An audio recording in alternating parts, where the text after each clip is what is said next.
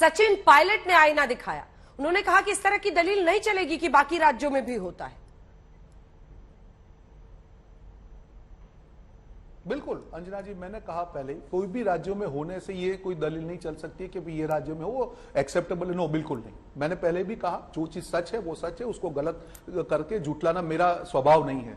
मैं सिर्फ ये कहना चाह रहा हूं अंजना जी, जो अभी आपने भाजपा के जो एमएलए है उनका एक स्टेटमेंट दिखाया, जब ये भाजपा के प्रवक्ता आए उन्होंने कहा कि दलित उत्पीड़न का मामला, जैसे ही आपने वो स्टेटमेंट दिखाया उन्होंने कहा जांच चालू है। मैंने भी वही कहा कि जो भी एक्शन पॉसिबल थी सारी एक्शन ले ली गई है। मैं कहीं पे भी इस घटना को जस्टिफाई नहीं कर रहा हूं, इस घटना की निंदा करता हूं, ये नहीं होना चाहिए। मुद्दा यह है कि जो लोग इसके सामने आज इमोशनल हो रहे हैं उनका चरित्र और चेहरा क्या है। आज हम जब मैं इसीलिए दूसरे राज्यों की बात कर रहा हूं कि राजस्थान है वो भारत के बाहर नहीं है, राजस्थान भारत के अंदर है। आपका डबल स्टैंडर्ड्स क्यों हो रहे हैं? क्यों गुजरात में नहीं? आपने कहा कि हमारे मंत्री, अरे उनमें हिम्मत है कि कभी सच गलत हमारी गलती होती है तो सच बोलने के में यहां पे सजा नहीं होती कि निकाल दिया जाता है। आपके वहां तो गडकरी हो या वो लोग भी सच बोलते तो उनको निकाल दिया जाता है। ये कांग्रेस पार्टी और आप में ये फर्क है। ये लोकतंत्र, हमारे वहां आंतरिक लोकतंत्र है, आपके वहां मर चुका है। आपके वहां अगर थोड़ी भी मानवता होती तो हाथरस के मुद्दे पे, उन्नाव के मुद्दे पे, गुजरात के उन्नाव के मुद्दे पे, मध्य प्रदेश में लेडी को जलाए वाले मुद्दे पे आप लोग कम से कम बोलते तो सही।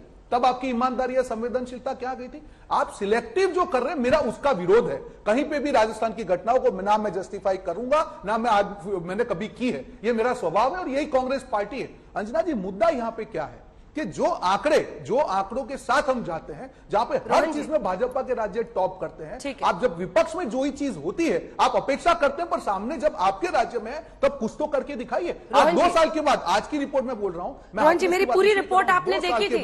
आज की रिपोर्ट है 2 साल के बाद भी उसके भाई को नौकरी आज तक नहीं दी उन्होंने। ठीक है, आज तक रोहन जी आपने मेरी पूरी रिपोर्ट देखी थी।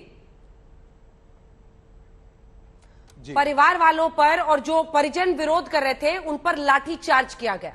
सचिन पायलट मांग कर रहे हैं सर कि एडीएम को आप सस्पेंड कीजिए, उसको बर्खास्त कीजिए। क्यों नहीं कर रहे अशोक गहलोत? मुझे ये बताइए, अशोक गहलोत क्यों नहीं कर रहे? अशोक गहलोत कहां है?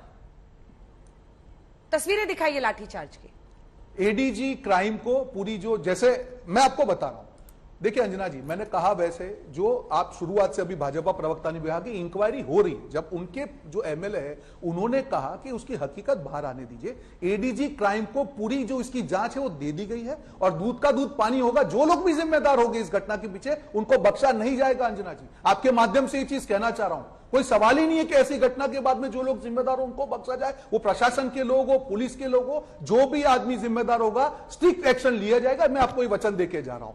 मुद्दा यहां पे मैं सिर्फ ये कहना चाह रहा हूं कि जब आप भाजपा के प्रवक्ता को आप पूछते हैं कि उनके एमएलए, उनके नेता क्यों नहीं गए, तो बोलते कि नहीं अभी जांच चल रही इसलिए हम नहीं गए और हमसे एक्सपेक्ट कर रहे हैं। दूसरा, आपने पूछा कि ये मामला दलित उत्पीड़न का है, उनके एमएलए का स्टेटमेंट आया तो ये कहते हैं कि हम जांच कर रहे हैं। तो ये तो राजनीति हुई ना अंजना जी।